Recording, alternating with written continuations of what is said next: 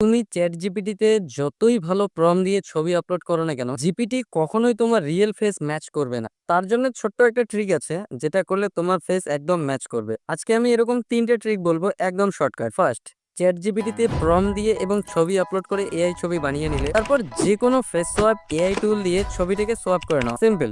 Second, অনেকেরই কিছু generate করা ইমেজ আছে যেটা দেখে ভালো লাগে এবং ইচ্ছা করে যে এইরকমই আমাদেরও একটা ছবি জেনারেট করি, কিন্তু সে প্রম্পট দিতে চায় না, মানে একটু নাখরা করে যে আমাকে ফলো করে এটা কমেন্ট করো বা ওটা কমেন্ট করো।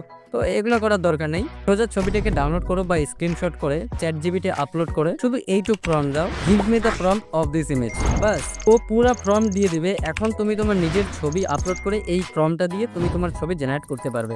থার্ড, কারো ইউটিউবের থাম্বলাইন দেখে যদি ভালো লাগে, সেটা কপি না করে এআই দিয়ে রিক্রিয়েট করো। প্রথমে থাম্বলাইনটা ডাউনলোড বা স্ক্রিনশট করে চ্যাট জিপিটিতে গিয়ে আপলোড করে ওই সেম প্রম্পট দিয়ে দাও, give me the prompt of this image. তো ও প্রম্পটটা দিয়ে দিবে। এই প্রম্পটটা কপি করে চলে যাও আইডিওগ্রামে, এখানে রেশোটা সিলেক্ট করে প্রম্পটটা পেস্ট করে দাও, বাস কয়েক সেকেন্ডের মধ্যে ও ইমেজ জেনারেট করে দেবে।